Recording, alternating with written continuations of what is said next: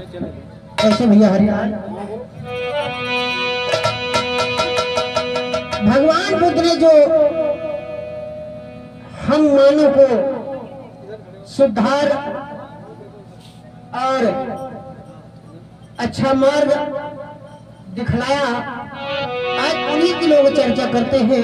जितना ही चर्चा किया जाए उतनी ही कम है। कहना पड़ा बंधु, एक जनहित के लिए तुमने क्या ना किया, जनहित के लिए तुमने क्या ना किया, राहुल के पिता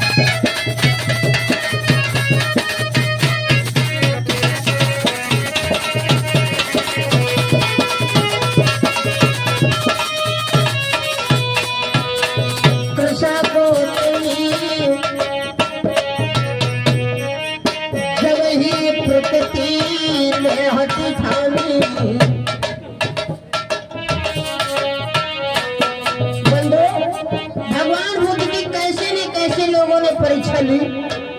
एक प्रकृति नाम की नारी जो थी वो भगवान बुद्ध के शिष्य जो आनंद थे उसके दीवानी हो गई। कैसे बंधु, जब ही प्रकृति ने हटी ठानी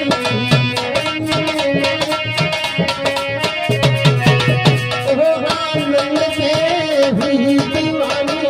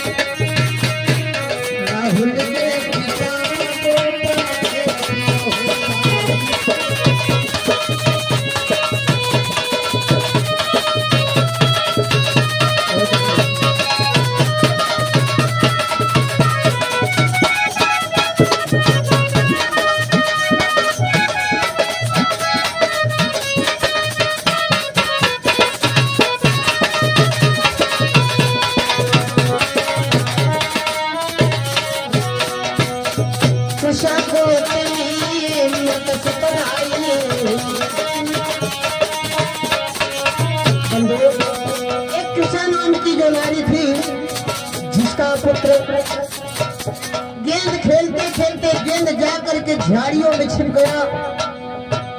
गेंद को उठाने के लिए वो पुत्र आगे को कदम बढ़ाता है तो उसको देखते हैं उस पुत्र के एक सर्प ने डंक मार दिया।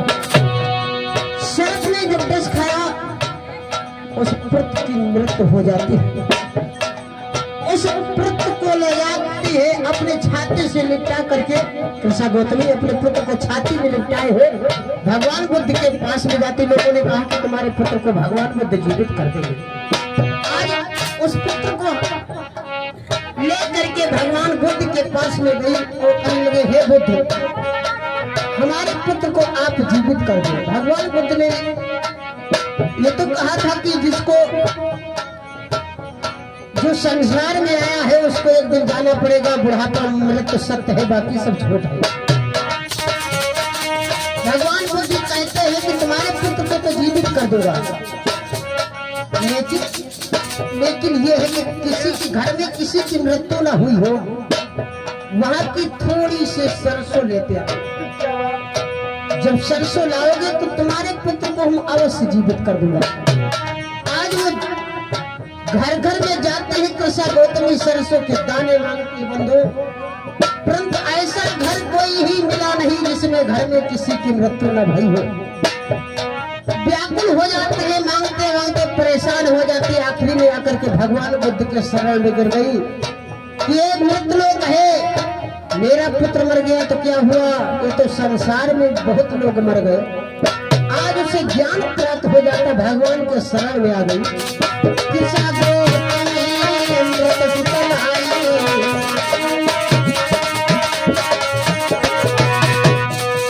भगवान बुद्ध से वचन सुनाई,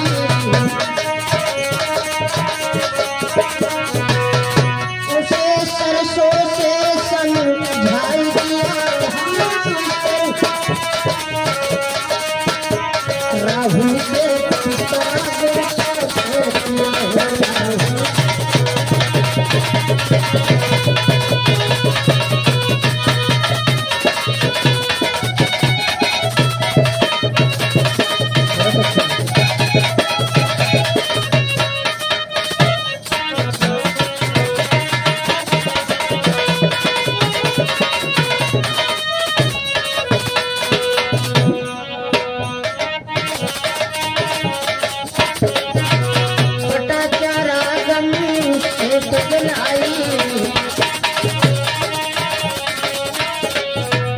पटाचारा नाम की नारी थी जो एक सेठ सुलोचन की लाडली थी। सेठ सुलोचन के वहां एक नौकर हुआ करता था जिसका नाम सुधाकर था। फूल लेकर के बाग से कुमारी जाया करता था सेठ सुलोचन के वहां। ऐसा दोनों में हित हो गया, प्रेम हो गया कि आज सुधाकर के साथ में वो पटाचारा चली गई। और जब पटाचारा रहने लगी सुधाकर प्रेमी के साथ में, तो कुछ दिन के बाद एक सुंदर सा बालक का जन्म हुआ। उसके बाद फिर धीरे धीरे समय बीत गया, फिर एक दूसरा बालक का जन्म होता है। वो बालक का जन्म कहाँ पे होता बंधु? जब पटाचारा ये कह रही थी कि बहुत दिन हो गए, काफी दिन हो गए मैंने अपने पीहर को नहीं गई, तो पीहर को जा रही थी। उसी समय पर एक छोटा सा बालक रास्ते में, काफी घना जंगल था, उसी में जन्म देती है पटाचारा एक दूसरे बालक को। दूसरे बालक को जब जन्म देती है तो उसमें ठंडक लग रही थी, बारिश हो रही थी। प्रेमी सुधाकर को भेजा था कि मुझे तपवाने के लिए थोड़ा सा कहीं से फूस या कोई वस्तु जलाने के लिए ले आओ। प्रेमी सुधाकर ने हाथ में फरसा लिया, काटने के लिए आता था तो उसमें एक सर्प बैठा था, उस सर्प ने डंक मार दिया प्रेमी सुधाकर के। आज प्रेमी सुधाकर की जब मृत्यु हो जाती है तो पटाचारा बहुत परेशान हो जाता है।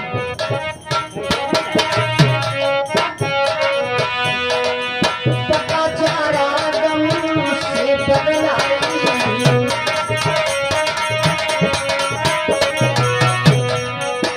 वस्त्रहीन हो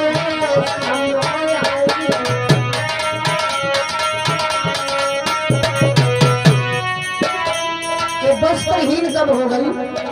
जब पटाचारा के पति की मृत्यु हो जाती है तो पटाचारा बहुत व्याकुल है। पटाचारा वो दोनों बच्चे को गोद में उठाती है, एक बच्चे की उंगली पकड़ती है और छोटे वाले बालक को गोद में ले लेती है। रास्ते में एक नदी पर रही थी, नदी से उस पार जाना था। पटाचारा ने एक छोटे वाले बालक को